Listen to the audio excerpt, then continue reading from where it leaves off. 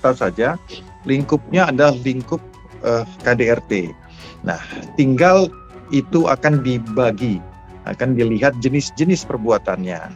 Nah, tiap perbuatan ada pasal tersendiri yang mengatur. Saya ambil contoh, itu lingkupnya di pasal 44 contohnya ya. Kekerasan fisik dalam lingkup rumah tangga, ya itu ada penjara selama maksimal 5 tahun.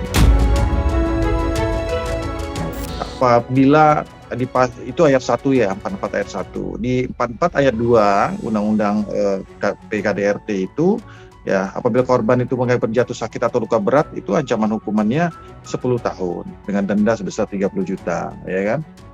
Kalau dia mengakibatkan matinya korban, ya kan, paling lama 15 tahun, terpaling dengan denda 45 juta rupiah. Jadi tergantung jenis perbuatannya.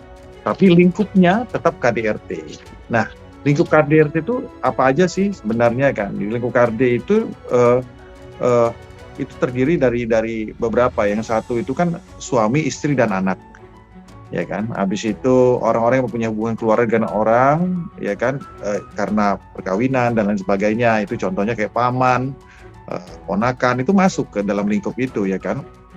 Habis itu juga pembantu rumah tangga ya, yang ikut kerja di sana itu masuk juga. Jadi 3 hal atau 3 komponen pokok inilah yang menyebabkan seseorang itu masuk dalam lingkup domain undang-undang kekerasan dalam rumah tangga seperti itu. Jadi memang untuk membuktikan ada suatu delik tindak pidana itu diperlukan setidaknya ada 2 alat bukti ya. Alat bukti yang paling utama itu adalah saksi. Nah, saksi ini kadang-kadang ini yang sulit di tindak pidana KDRT ya, karena biasanya itu dilakukan oleh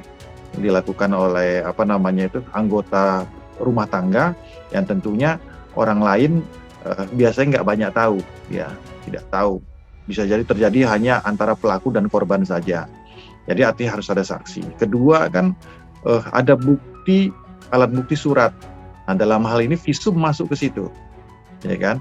Yang ketiga ya mungkin ada alat bukti petunjuk nanti yang dilihat persesuaian antara alat bukti satu dengan yang lain sehingga ada petunjuk ya. Contohnya apabila ini sudah dilakukan terjadi berulang-ulang, ya kan, dan bisa dibuktikan, contoh ya kan, sang korban menyimpan bukti-bukti yang lama, ya kan. Habis itu mungkin ada keterangan saksi de auditu, jadi dia menceritakan kepada temannya, curhat kepada siapa, dan itu teman curhatnya itu bisa jadikan saksi, tapi saksi yang di auditu ya, tidak mendengar dan melihat langsung, itu bisa dihargai keterangannya juga.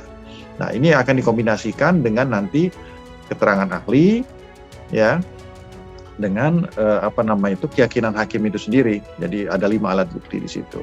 Jadi kombinasi dari berbagai alat bukti itu ya kan, cukup hanya 2 alat bukti yang bisa dihadirkan oleh penyidik, dan itu akan dikemukakan atau dihadirkan oleh jaksa penuntut umum di persidangan, maka itu sudah cukup untuk menjadikan seorang itu nantinya bersalah melakukan tindak pidana KDRT. Nah, tinggal dilihat pasal mana yang cocok, pasal mana yang tepat terhadap pelaku ini, sehingga dia bisa dikenakan pidana atas perbuatannya tersebut.